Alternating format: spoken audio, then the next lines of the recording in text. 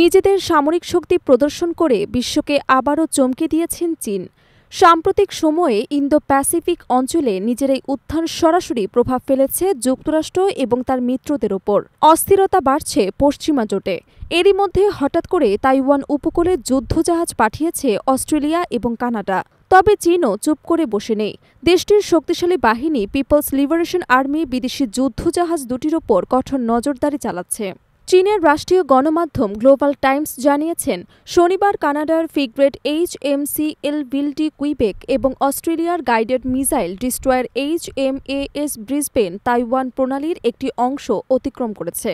প্রায় 180 কিলোমিটার দীর্ঘ এই প্রণালী মূলত ভূখণ্ড চীন থেকে দ্বীপরাজ তাইওয়ানকে আলাদা করেছে। বেইজিং জানিয়েছে, পুরো পথ জুড়ে PLA যুদ্ধজাহাজ দুটির গতিবিধি নিবিড়ভাবে পর্যবেক্ষণ করেছে এবং পরিস্থিতি ছিল সম্পূর্ণ নিয়ন্ত্রণে। তবে এ বিষয়ে তাইওয়ানের প্রতিরক্ষা মন্ত্রণালয় কোনো মন্তব্য করতে রাজি হয়নি। একই ব্রিটিশ বার্তা সংস্থা রয়টার্স কানাডা এবং অস্ট্রেলিয়ার সামরিক বাহিনীর সঙ্গে যোগাযোগ করলে তারা প্রতিক্রিয়া জানাতে অস্বীকৃতি জানায়।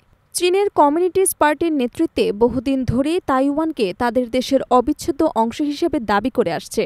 বিশ্বের অনেক দেশই এ দাবি স্বীকার করলেও যুক্তরাষ্ট্র এবং পশ্চিমা বিশ্বের বেশিরভাগ দেশ তা মানতে অস্বীকৃতি জানিয়েছে। বিশেষ করে যুক্তরাষ্ট্র দীর্ঘদিন ধরেই তাইওয়ানকে সামরিক সহায়তা দিয়ে আসছে, যা চীনের কাছে বড় হুমকি হিসেবে দেখা হয়।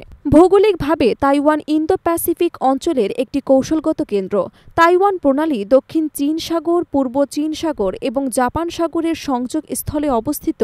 এই দ্বীপ বিশ্বব্যাপী অন্যতম ব্যস্ততম বাণিজ্যিক জলপথের একটি। বৈশ্বিক অর্থনীতির জন্য এর গুরুত্ব অপরিসীম। ফলে তাইওয়ানকে কেন্দ্র করে যুক্তরাষ্ট্র এবং তার মিত্রদের সঙ্গে চীনের দীর্ঘদিনের সামরিক এবং রাজনৈতিক উত্তেজনা ক্রমেই চলছে। চীনের প্রভাব মোকাবিলায় যুক্তরাষ্ট্র, অস্ট্রেলিয়া, ভারত এবং জাপানকে নিয়ে কোয়াড জোট গঠন করেছিল। তবে ট্রাম্প প্রশাসনের সময় অতিরিক্ত শুল্ক চাপিয়ে ভারতকে দূরে সরিয়ে দেয় যুক্তরাষ্ট্র। এর ফলে ভারত ক্রমে ঘনিষ্ঠ হয় চীনের সঙ্গে। তাই কোয়াডের ভরসা হিসেবে যুক্তরাষ্ট্রের নির্ভরতা বেড়েছে অস্ট্রেলিয়ার উপর। অন্যদিকে কানাডাও যুক্তরাষ্ট্রের গুরুত্বপূর্ণ মিত্র। দেশ দুটি বিশ্বের বৃহত্তম বাণিজ্য অংশীদার এবং সামরিক সহযোগিতায় দীর্ঘ ইতিহাস রয়েছে। ন্যাটোসহ নানা আন্তর্জাতিক মিশনে তারা একসঙ্গে কাজ করেছে। একইভাবে দ্বিতীয় বিশ্বযুদ্ধের পর থেকে যুক্তরাষ্ট্র এবং অস্ট্রেলিয়াও বিভিন্ন সামরিক অভিযানে কাঁধে কাঁধ মিলিয়ে এগিয়ে চলেছে।